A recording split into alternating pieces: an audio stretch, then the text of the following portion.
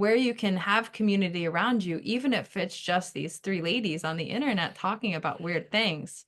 Like it's important to know that you are not alone. You are not alone. Welcome to Exploring the Edges. Let's get into it. We ask the question, we open ourselves up, and the intelligence of, the creative intelligence, and I think maybe this is where we can start to weave back into the artist way. The creative intelligence has a way of showing us, giving us a view, giving us a lens, poking a bit, pulling a bit, like letting us really start to explore these deeper concepts. Like, you know, Jenny and I today, Christy, we're in this we're in this energy of sort of talking about immortality as a concept.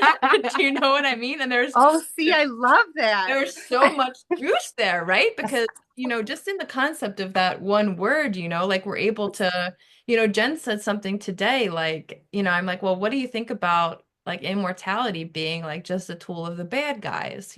Yeah. And Jen was like, well, I think it's because it's how it's been portrayed in our lived experience, like in Yeah, movies every or movie, like, yeah, every book, it's always like the bad guy who wants to live forever, right? and Like yeah, Voldemort. Oh, Voldemort. and they're exploiting to gain the, Christy, some of the topics that we dive into, right? Like they're always the bad guys. And Jenny said, what if it's just something that is, and then we assign it bad or good based on our lived experience. And then, it really opened up a little bit. Anyway, Yeah. that's what we were talking about this morning. And it's interesting because I think, this week especially, and I don't know if that's because we repeated this week 3 of the artist way to sort of catch up with you, but I have been so far from Yeah. I like the stuff that I'm writing in the morning pages is not even loosely affiliated. Like Julia Cameron might be like strike my name from this Yeah. conversation because this is not the intent of the artist way. Yeah.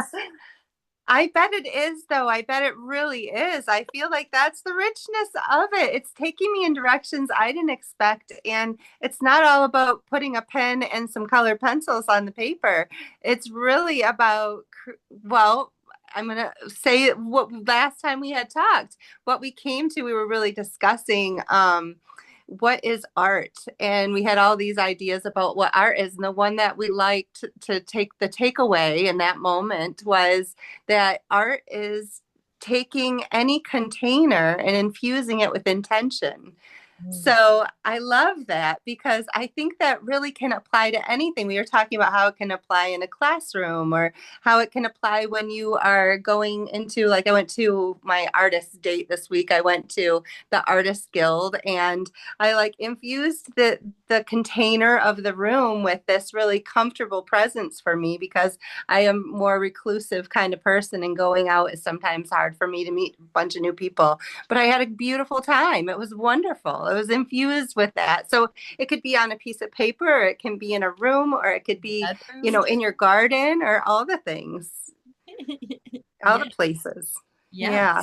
And I think that also led Jen and I down this path because, like where we're starting to really think about this type of infusing a container is in sacred sexuality and thinking about, every interaction that you have with somebody, you know, you could look at it as a container, even a conversation, right? Like the three of us, just in this conversation, we have consciously poured our intentions for this conversation, for this container, and Jen and I, every meal, before every meal, we, pray. And so of course we're going to carry those tenets of creating sacred space into deeper relationships, deeper acts of intimacy.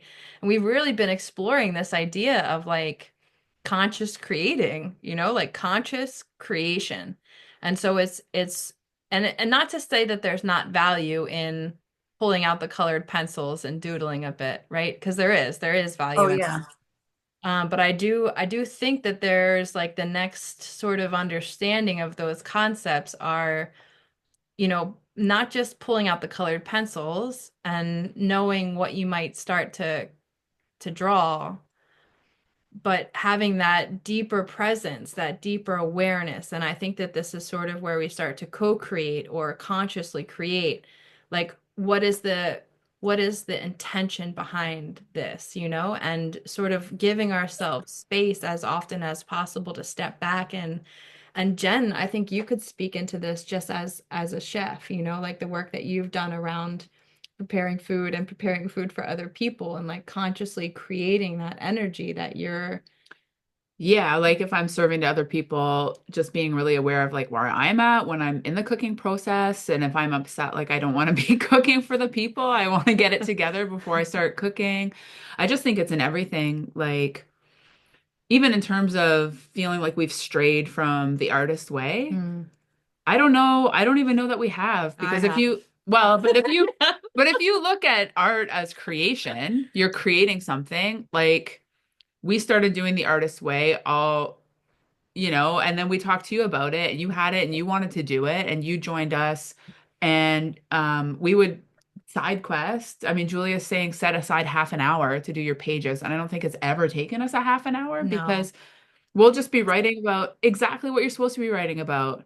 Like, oh, I didn't have a great sleep last night. I'm tired. I don't want to do these pages. Like, whatever's coming into your head, writing, but it always ends up at some point hitting something big. And then we're having a conversation about it. And Hmm. then at some point, we say we should record this conversation. And then at some point, we're like, we should call Christy and talk to Christy and get her on in this conversation because she would like it. And then now we've created this podcast. So if art is to create, then I think this is the whole purpose of the artist way because now we're creating. Like Jack and I are writing a children's book together. She's writing a whole other book that she's already started writing.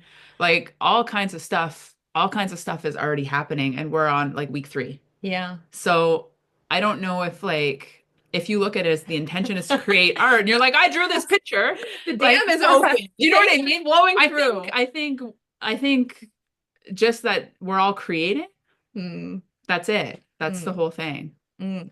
Chrissy, have you found, and I don't like for me, I've found that like when I wake up in the morning, I have like there's so many sparks. I'm thinking about I have this idea for the thing, write it down. I have this thing for the thing, write it down. I have this creation, I have this, write it down, write it down.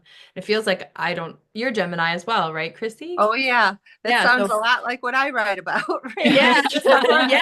Like But making lists of all these thoughts that are on my mind. And you had said something last time, I think it was you, Jacqueline, that said, do you think that these unfinished projects oh yeah. like take up space in our aura or in our energetic Yes. field? And I feel like that's probably what we're doing. We're unloading all those subconscious things in the morning. And my sister said something. I was talking to her about this, and she hasn't done the artist way, but she's a psychologist. She works in hospice care with grief, and so she's very on top of what's going on in the spiritual world. And she was saying she listened to an interview with her, and that part of the idea of doing the first 20 minutes of the day is that that's the time before your ego has time to kick in. So Oh, like you're just in this state of allowing, and everything's coming out in a very allowing state. So I thought that was really interesting. oh, it's beautiful. Yeah. If you wake up, maybe you have an idea or like if you jump right into the to-do list, like many people do, right? Like Yeah. we wake up, we might look at our phone, check our notifications, check our email, think about the schedule for the day, like, and so much as I've been so fortunate to move away from that, like I've really spent a lot of time in the last couple of years just being in this flow state. And I think the more time that we can spend in that flow state, especially in the morning, like you said, Chrissy, like things are happening, like all of these ideas. And so I do think that there's like a letting the, breaking the dam open, like letting this stuff through. And then once it comes, like I do feel like I have like 7 children just right at the current moment. There's so many things that I want to create. I want to create this offering, that offering. I want to write this, music. We haven't even talked about music. Like Jen and I have been making, there's so much happening. And so it's interesting because this is something that Jen and I have talked about, like, if, and not that we need to, but if we wanted to, and we looked at that the pie graph of how much of this liberated conscious creativity is broken up through the process of the artist's way, how much of it is astrology, how much of it is supportive astrology, how much of it is like divine timing, like there's all of these elements that feel like to me right now personally as we birth this podcast, like it's just a cyclone of supportive, it's hard to even point at what's happened, but something's happened, like we can try to understand it, but it's open, there's an opening. Yeah. I also could I add in like with the artist way at the very beginning when it's talking about what art and creativity is, I always go back to it sounds like it's the Holy Spirit or the kundalini energy to me, right? That primal life force. And so what I think is happening, and this is just a hypothesis, but that energy transfers. And so something, whatever it was, I have some scientific ideas, but I won't get into them, is lighting that up inside of us. And we're starting to feel the stirrings. And some of us have carried that energy through our lifetime. And we've been the kind of maybe like in positions to have people very confused about what they feel when they're around that energy. It makes things come up in people, and it can be like, oh hey man, I don't really want to look at that in the face, right?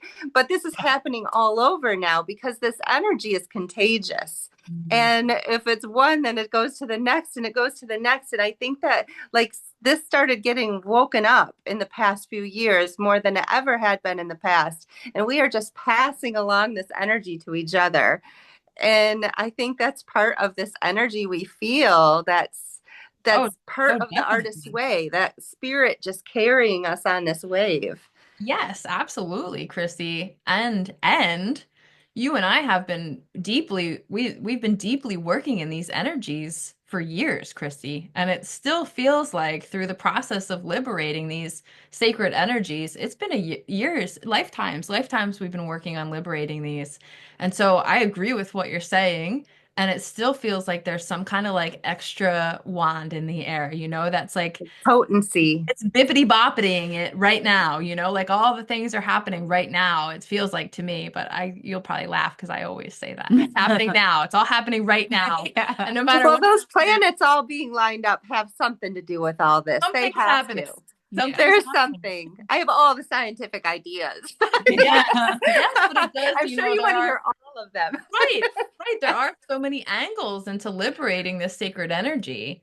Like even Yeah. if we talk about like feminine reclamation, there's so much masculine wounding healing. There's so many avenues that sort of like elevate this.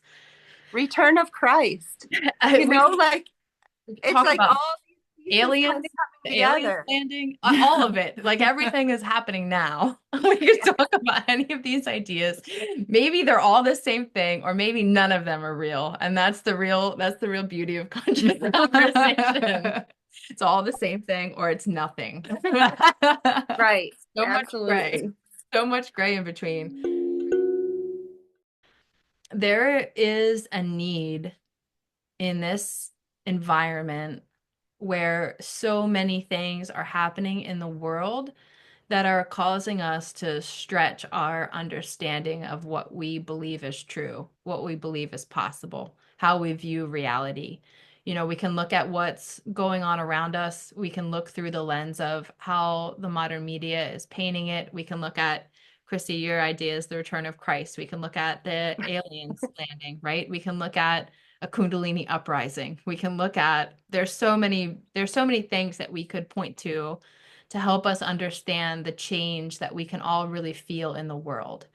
And when we feel that change, if we're not open to looking at these other ideas about why this is happening, we can really go into a state of fear and isolation. Yeah, and I think that like you have Mm. different options. Like you can see all of these videos popping up on your feed out of nowhere about like the aliens in Florida. Was it Florida, right? And go, "Oh my God," and be scared, or go, "Psh, nonsense," or just be curious. And I think the whole point of like this exploring the edges, this conscious conversation, this podcast that we're putting out is just that exploring. Be curious. Like you don't necessarily have to choose like one or the other, fear or dismissal. or being excited or yes, this is true. It's just like exploring it and being curious about it. Okay, well, like what is everybody seeing and all of these things? Like ask the questions and kind of just, Yeah, and the yeah. sort of the place that I was going with that thought is that when you do not have community around you that has space to hold those other ideas, that has space to hold this curiosity, like it is so important to have conscious community. And so I know we're all of us, all of the people who are on the path have this knowing that community is what the next thing is, right? And so this is a podcast. It's a conversation. It's a collection. It's a container that we've infused our intentions into. And really, it's also a community space. It is a space of community. Yeah. Because I think as we get into the edges, and inevitably, so far as you can hold multiple truths at once, so far as you can be curious about what's happening in the world, we all know that something's happening. We can all see it, we all feel it, we all know that there's a shift coming.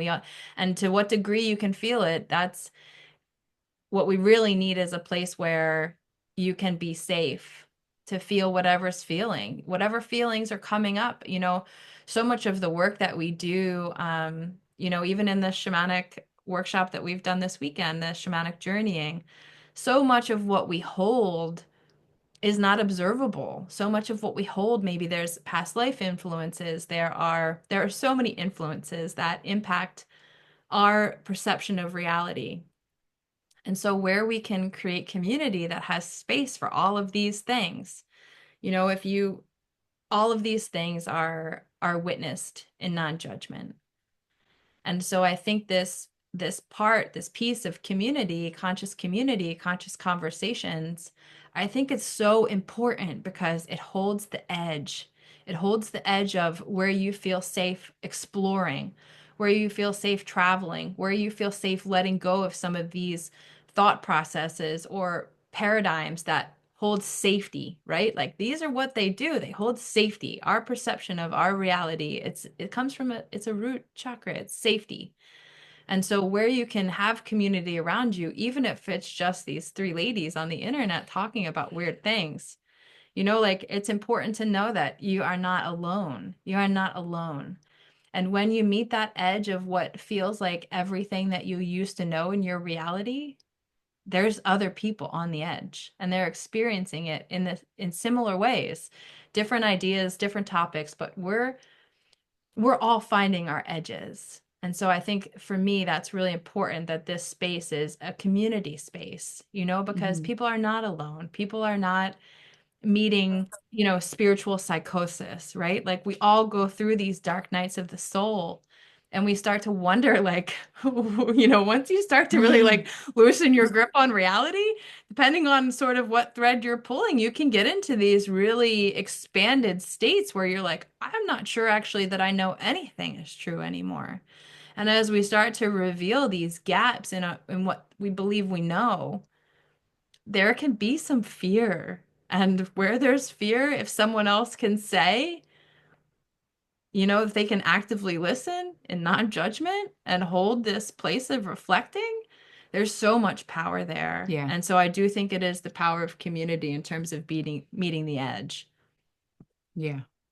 Yeah, and I think too that it's easier to do it for each other than for ourselves. Oh, Big And time. 100%. That's why community is important. yeah, So so we somebody like can do it learn for you how and to. yeah, reflect it back 100%, Christy. 100%. Yeah.